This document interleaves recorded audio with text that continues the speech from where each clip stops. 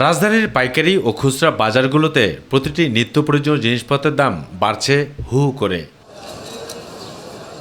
বিশেষ করে ডিমের ডজন প্রতি ২০ টাকা বেড়ে যাওয়ার ইঙ্গিত অনেকটাই উপলব্ধি করার মতো, যা গত বছরের তুলনায় প্রতিটি পণ্যে মূল্যবৃদ্ধি হয়েছে ৫৭%।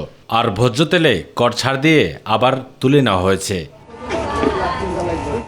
২০২১ সালের পেঁয়াজ কেজি প্রতি ছিল ৪০ থেকে ৪২ টাকা, ২০২৪ সালে তা ৬৫ থেকে ৭০ টাকা। আলুর দাম ২০২১ সালে ছিল ২০ থেকে ২২, ২০২৪ সালে ৫০ থেকে ৫৫ টাকা। বেগুন ২০২১ সালে ৪০ থেকে ৫০, বর্তমানে ৮০ থেকে ১০০ টাকা। ২০২১ সালে পটলের দাম ছিল ৪০ থেকে ৫০ টাকা, চলতি বছর তা হয়েছে ৪৫ থেকে ৭০ টাকা। রুই মাছ কেজি প্রতি ২২০ থেকে ৩৫০ টাকা থাকলেও বর্তমানে রয়েছে একই দামে।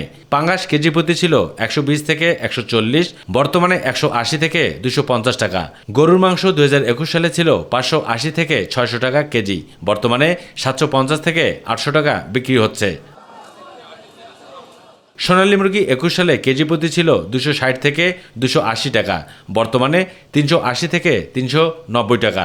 ব্রয়লার মুরগি ২১ সালে ছিল প্রতি কেজি ১৪০ থেকে ১৫০, বর্তমানে বিক্রি হচ্ছে ২১০ থেকে ২২৫ টাকায়। মুরগির ডিম ২১ সালে হালি প্রতি ২৮ থেকে ৩০ টাকা, বর্তমানে ৪৭ থেকে ৪৮ টাকা দরে বিক্রি হচ্ছে। তবে ভোক্তাদের প্রশ্ন হলো, বছরের ১১ মাস খোঁজখবর না থাকলেও রোজার মাস আসলে নড়েচড়ে বসে সংশ্লিষ্ট বাজার ব্যবস্থাপনার দায়িত্বে থাকা কর্তারা, আর বাকি সময় খোঁজখবর থাকে না কারো। তাই মুখের কথা নয়, বাজার নিয়ন্ত্রণে এর বাস্তবতা দেখতে চায় ভোক্তারা।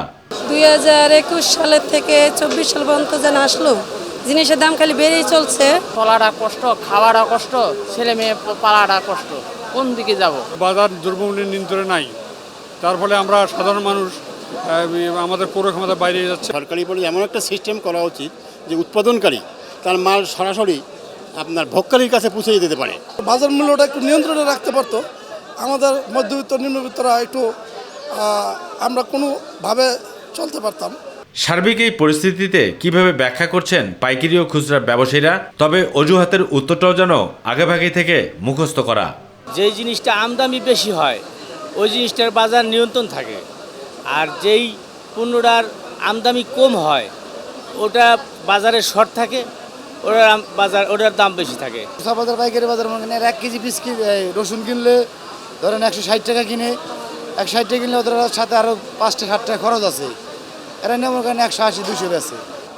বাজার পরিস্থিতি নিয়ন্ত্রণে সরকারের যে নির্বাচনী ইস্তেহার সেটি বাস্তবায়ন করতে হলে সংশ্লিষ্ট কর্তৃপক্ষকে আরও বাজার মনিটরিং ব্যবস্থাকে জোরদার করতে হবে, এমনটাই দাবি জানিয়েছেন ভোক্তারা। কারণ বাজার থেকে আবু সেদপু, মাই টিভি, ঢাকা।